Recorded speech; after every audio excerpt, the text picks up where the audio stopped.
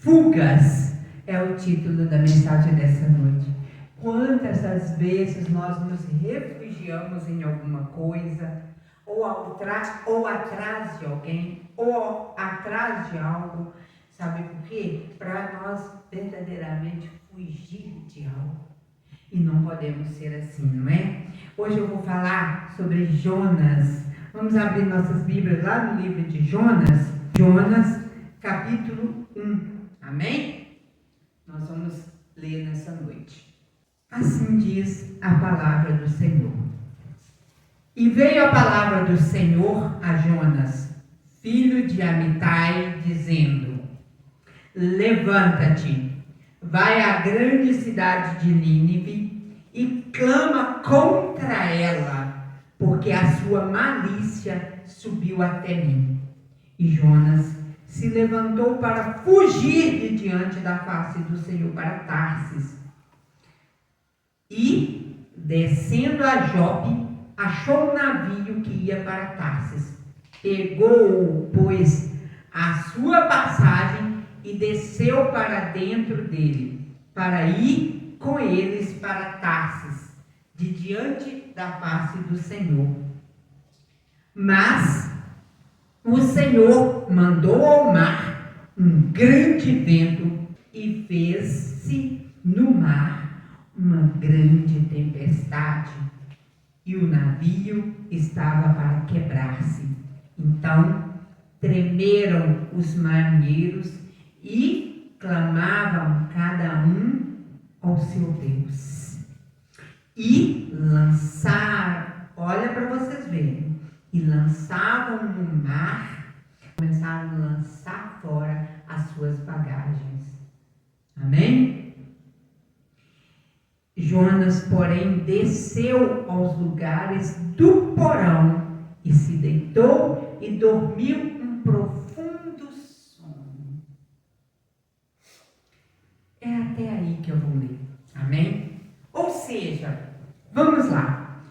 Jonas foge. Jonas desobedece. Entra dentro do navio, desce para onde? Para o porão e dorme. Quantas das vezes nós estamos dormindo para refugiar de alguma situação? Ou Deus nessa noite vai tirar a venda dos seus olhos, para que você veja o tamanho da sua covardia. Enfim, o vento soprou, as cargas foram lançadas ao mar, porque eles achavam que a causa era o excesso de peso e jogaram fora as cargas, porém o navio continuava pesado. O navio continuava pesado. Descem até o porão onde Jonas está dormindo. Quando eles descem até o porão, eles fazem algumas perguntas para Jonas.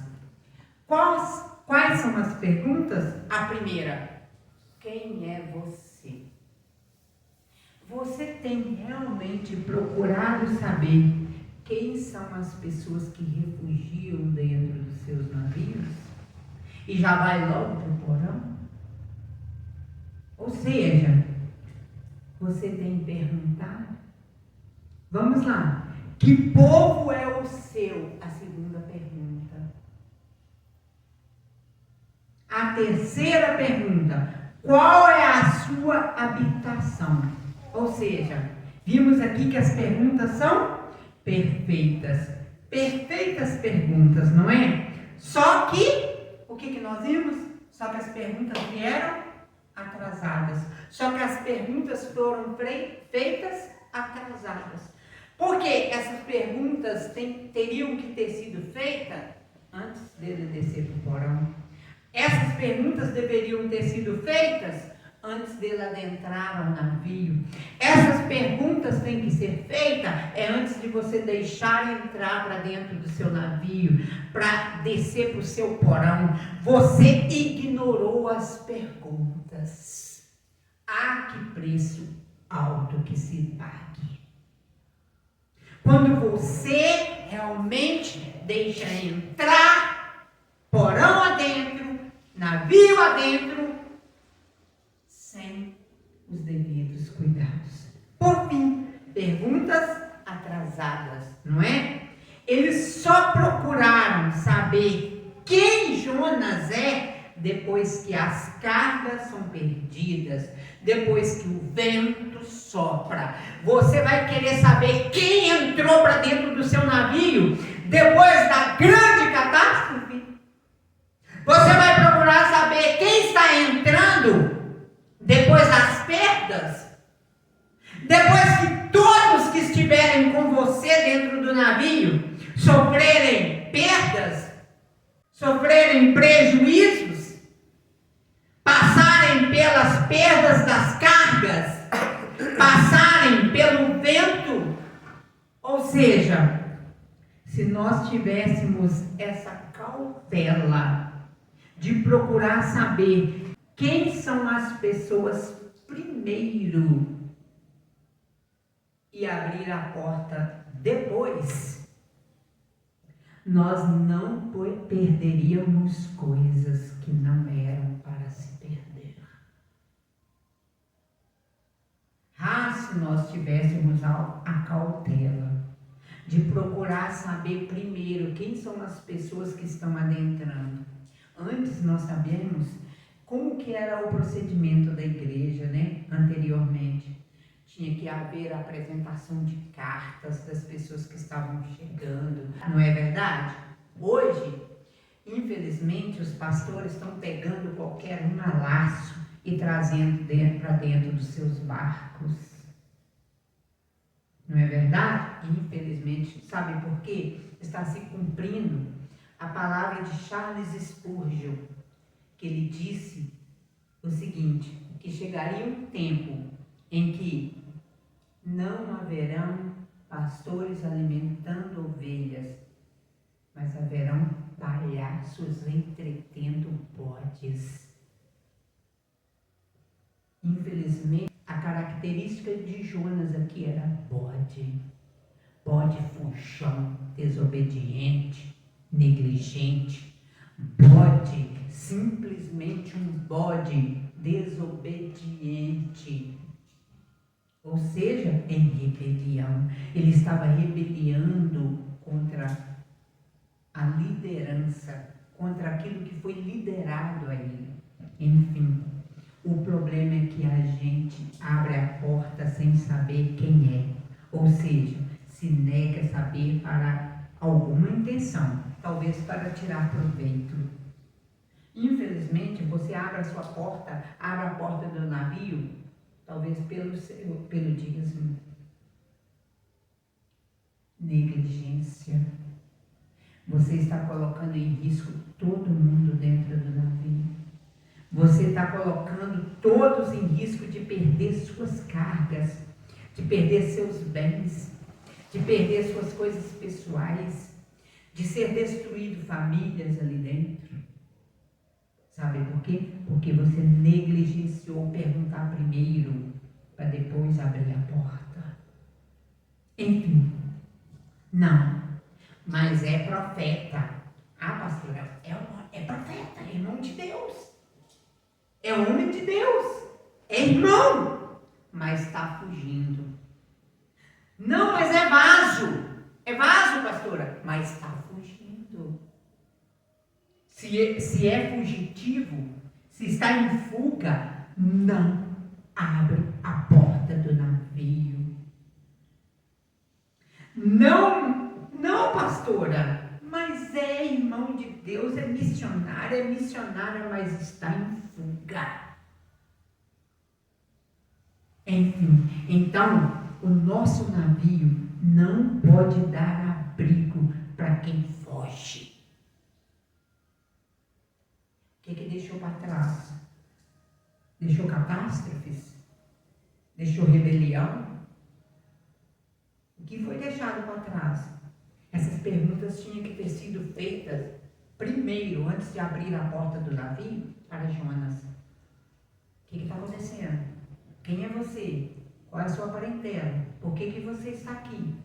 Para onde você está indo? Por que você está indo? Ei, por qual motivo você está querendo entrar dentro desse navio? Ou seja, ele estava fugindo de uma ordem de Deus. E a ordem de Deus era outra direção. Por fim, então o nosso navio não pode dar abrigo para quem foge. Toda fuga é sinônimo de alguma culpa. Toda fuga é sinônimo de alguma culpa. Se está em fuga, é porque alguma culpa foi deixada para trás. Cuidado ao estar simplesmente condenando o justo e abraçando o culpado, abrindo a porta do navio ao culpado. Enfim, toda fuga é sinônimo de alguma culpa. Nosso navio não pode ser refúgio de fugitivos. O nosso navio não pode ser refúgio de fugitivos. Olha para vocês verem, um passarinho encontrou justo a decoração da igreja do altar do Senhor para criar seus filhotes. Por fim, e tem muitos fugindo, em fuga, e procurando navios, e procurando palhaços para entretê-los. Por fim, o meu navio não pode ser refúgio de fugitivos de Deus. Jamais. Não pode. A não ser que abrimos o navio para corrigir o fugitivo. Aí já é diferente. Aí é diferente. Muitos pastores falam assim com a gente: eu vou receber aqui na igreja, tá? Mas é para ser corrigido. Pode ficar tranquila. Nada, a visão é o dízimo. É a oferta.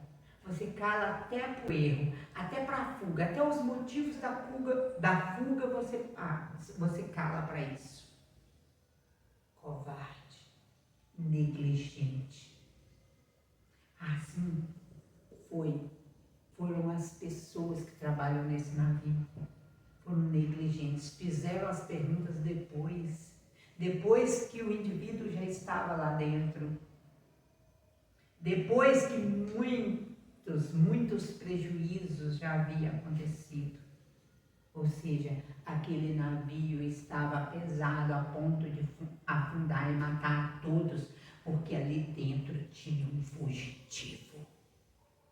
Navio não pode ser aberto a fugitivos.